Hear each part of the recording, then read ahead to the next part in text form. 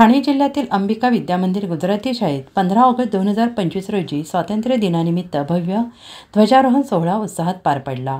ज्येष्ठ नामवंत उद्योजक माननीय नानजीबाई खिमजीबाई ठक्कर ठाणावाला यांच्या शुभ हस्ते राष्ट्रीय ध्वज फडकवण्यात आला। या कार्यक्रमास महाराष्ट्र राज्य पत्रकार संघाचे राज्य सरचिटणीस तसेच दैनिक समर्थ गावकरीचे संपादक डॉ. विश्वासराव आरोटे, सेवानिवृत्त प्राचार्य पुराणिक सर आणि शाळेच्या मुख्याध्यापिका सौ लीलावतीबहीण कातिरा प्रमुख उपस्थित होते।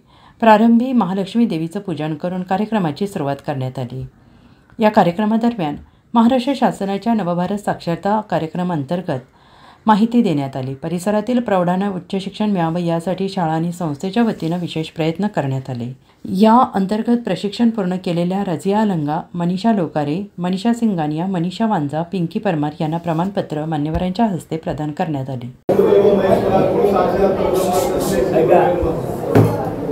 खरं तर संपूर्ण हिंदुस्थानामध्ये 15 ऑगस्ट स्वातंत्र्य दिन सर्वच महाविद्यालय असत, पीजी आणि सर्वच शासकीय कार्यालयामध्ये संपन्न होत असताना आज या संपूर्ण हिंदुस्थानाचं ज्या नगरीकडे लक्ष असतं त्या मुंबई नगरीमध्ये या ठिकाणी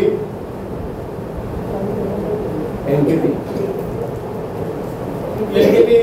ग्रुपच्या वतीने या ठिकाणी सुरू असलेल्या अंबिका विद्यालयाच्या प्रांगणामध्ये आता नुकताच ज्यांच्या शुभ हस्ते या ध्वजारोहण झालं त्या संस्थेचे अध्यक्ष नानजीबाई खिमजीबाई ठक्कर ठाणावाला, त्याचबरोबर या संस्थेचे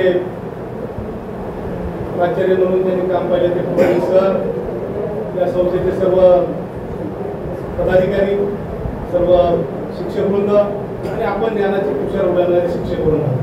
खरं तर मला इथे आल्यानंतर दुसऱ्यांदा मराठी भाषा आणि मी तिथे एक दैनिकाचा संपादक, 2 वृत्तवाहिन्यांचा संपादक असल्यानंतर आणि मी देखील अनेक शिक्षण संस्थांमध्ये काम करत असताना तुमच्यासारखा मी विद्यार्थी दशेत असताना आणि आपल्या पुढे असणारे प्रमुख अतिथी काय बोलणार याकडे आम्हाला तो तिरस्कार असायचा।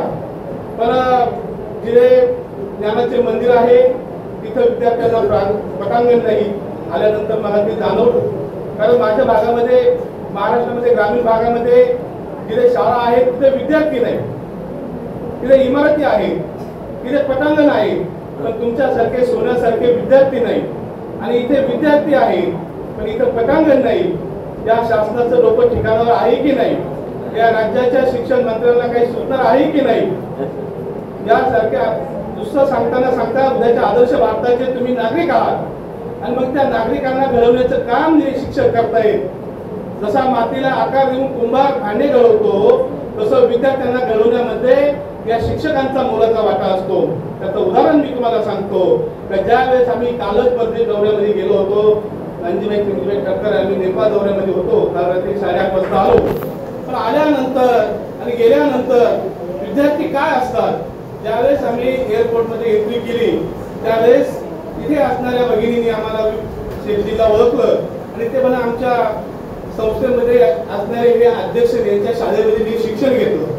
म्हणजे लाखो विद्यार्थी ज्या शिक्षकांच्या हातून शिक्षण घेऊन जातात ते विद्यार्थी कधी विसरत नाही। म्हणून शिक्षकाला नेहमी म्हणतात, शिक्षका हात तुझा सत्कार, तुझे शिष्य ते थोर हुतात्मे जग त्यांना वंदन करतो।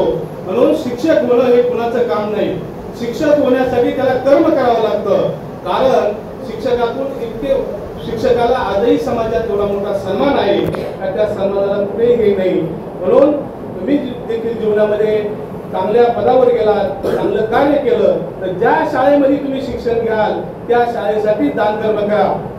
अनेक जण तुम्ही उत्कृष्ट शेतकरी व्हाल, उत्कृष्ट उद्योजक व्हाल, उत्कृष्ट इंजिनियर व्हाल, तुम्ही उत्कृष्ट व्यावसायिक असाल, पण आपल्या जीवनामध्ये कमवल्यानंतर ते दान धर्म पुढे जर करायचं असेल तर आपण ज्या शाळेत शिक्षण घेतलं त्या शाळेतील सुख सुविधांसाठी दिलं पाहिजे। कारण उद्या येथे येणारा विद्यार्थी हा तुमची बहीण असेल, तुमचा भाऊ असेल, तुमचा नातेवाईक असेल, हा खर्च इथे केला पाहिजे। म्हणून शासन म्हणते संस्था चालक शाळा चालवतात आणि मग संस्था चालक कर्मचाऱ्यांकडून पैसे घेतात आणि मग संस्था चालकांनीच इमारती उभारल्या पाहिजे। मात्र एनकेटी ग्रुपची ओळख ही मी पाहिलं, एनकेटी ग्रुप कर्मचाऱ्यांकडून कर्मचारी भरतीचे पैसे घेत नाही आणि भरतीचे पैसे न घेतल्यामुळे या शिक्षणामध्ये, या संस्थेमध्ये मी बघतोय मुलींसाठी साठी प्रवेश घेण्यासाठी LKT मध्ये लोक महिला आगेकूच करतात. आमच्याकडे परिस्थिती अशी आहे, आमच्याकडे करोडोच्या जमिनी आमच्याकडे पडलेल्या आहेत, पण तिकडे विद्यार्थी नाही. तुमच्यासारखे स्वच्छ 2 वेणी, कारण आमच्या काळामध्ये महात्मा गांधी टोपी असायची, हाफ चड्डी असायची, आणि इथे आल्यानंतर सुंदर 2 वेणी घातलेल्या मुली आम्हाला बघायला मिळाल्या. म्हणजे इथे असणारं शिक्षण किती महत्वाचं आहे, पण तुमच्यासारख्या विद्यार्थ्यांना शिक्षणाबरोबर क्रीडाचं देखील महत्व पाहिजे.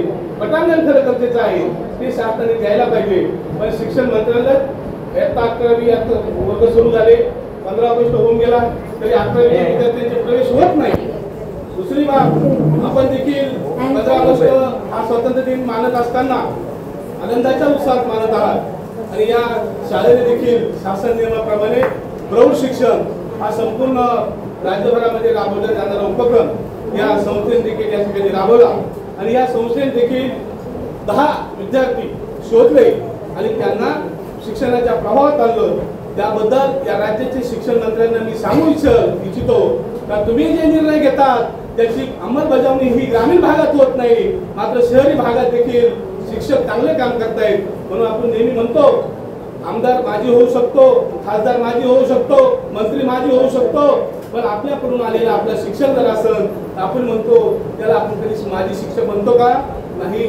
तो आपल्यासमोर आल्यानंतर किती उंचीचा असो आपण त्याला म्हणतो हे माझे शिक्षक. शिक्षक कधी माजी होत नाही. म्हणून हे काम LKT ग्रुपच्या माध्यमातून या संस्थेने 10 विद्यार्थी प्रौढ शिक्षण केले. अतिशय आनंदाची गोष्ट आहे. अभिनंदन मी करतो. मी राज्य पत्रकार संघाच्या वतीने तुमचं अभिनंदन करतो. कारण या भागात प्रौढ शिक्षणचे अनपढ माणसं आमच्या भागात दिसू शकतात, महाराष्ट्रातील 36 जिल्ह्यांमध्ये, पण ते शहरात कसे शोधायचे ही देखील मोठी मोहीम होती. ही देखील तुम्ही चांगल्या प्रकारे यशस्वी केली. आणि खरं तर मला आल्यानंतर भगिनींनी सांगितलं, कारण मी आल्यानंतर मला माहित नाही आम्ही कोणत्या शाळेत चाललो, पण आल्यानंतर त्यांनी सांगितलं या ठिकाणी लावलेलं झाड आज हे वृक्षात रूपांतर झाले. खरं तर ह्या बाल कोवळ्या मनांना मोठं पटांगण पाहिजे होतं. त्या पटांगणामध्ये तो स्वातंत्र्य दिन मनायला पाहिजे होता. आणि ही जर तरी त्यांची निकड असेल तर शासनाने देखील या विद्यार्थ्यांसाठी, कारण मराठी असो, उर्दू असो, गुजराती असो, पण ते विद्यार्थी आहेत, त्यामुळे हिंदी आणि मराठीचा वाद न करता अशा सुंदर कोवळ्या मुलांसाठी पटांगण उपलब्ध करून दिलं पाहिजे. तुम्हाला मी शेवट एकच संदेश देईल, तुम्ही जीवनामध्ये कोणत्याही पदावर जा, तुम्ही कंपनीत जरी चांगल्या पदावर गेले तरी तुम्ही शाळेसाठी, ज्या शाळेत तुम्ही शिकाल त्या शाळेसाठी 1 रुपया कमावल्यानंतर 25 पैसे दान धर्म मंदिरांसाठी न करता आपल्या शाळेसाठी खर्च करा. ही तुम्हाला आजच्या दिवशी मी संदेश देतो. जय भगवान, जय भगवान, जय भगवान, जय भगवान. आज 15 अगस्त और हमारे आदरणीय मेहमान गावकरी पेपर, जैसे लोकसत्ता पेपर ऐसे ही गावकरी गाव के पेपर मिलत असते. त्यांचे मालक व संपादक डॉक्टर विश्वासराव जी अचानक वो अपनी कॉलेज के अंदर झंडा वंदन करने के लिए आने वाले थे. तो बोला इधर भी चलो, वही भी हमारी है सर, बहुत संस्था है. पहले तो जमाने में 12 बजे तक करता था, मगर अभी 10 बजे फिनिश कर देता हूँ. 4-5 संस्था में जाता हूँ. परेश भाई डोबी में लिखे ऐसे मेरे 7 बजे उठते, 6 बजे उठते. तो कहने का मतलब बच्चे लोग को प्रोत्साहन मिले, साथ साथ में वो महत्व बहुत अच्छी तरह से समझाया. हमारे आदरणीय गावकरी पेपर के मालक और पूरे महाराष्ट्र के वर्तमान पेपर के सेक्रेटरी है महाराष्ट्र के, तो अच्छी बात है. पुरानी सर हमारे रामजी भाई, हमारे सब प्रिंसिपल, सभी शिक्षक, विद्यार्थी मित्रों और हमारी जो माताएं और शिक्षण दिया, बहुत अच्छी बात है. ऐसे 5-5, 10-10 ढूंढते रहने का. उनको कोई तकलीफ है तो हम सामान देने को भी तैयार है. चौपड़े भी हमारे पास है, सब कुछ है, भगवान की कृपा से. हमारे पास किसी को कुछ दान देने की जरूरत नहीं है.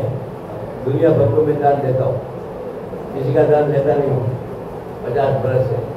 वो ईश्वर की कृपा और माँ बाप के आशीर्वाद और शिक्षकों का भी आशीर्वाद बहुत है, क्योंकि हजारों शिक्षक हमारे पास काम करते हैं. और हमारे परिवार है, तो नौकरी नहीं समझता हूँ मैं. पगार मिलता है तो कोई उपकार नहीं करते, काम करते उसको पगार मिलता है.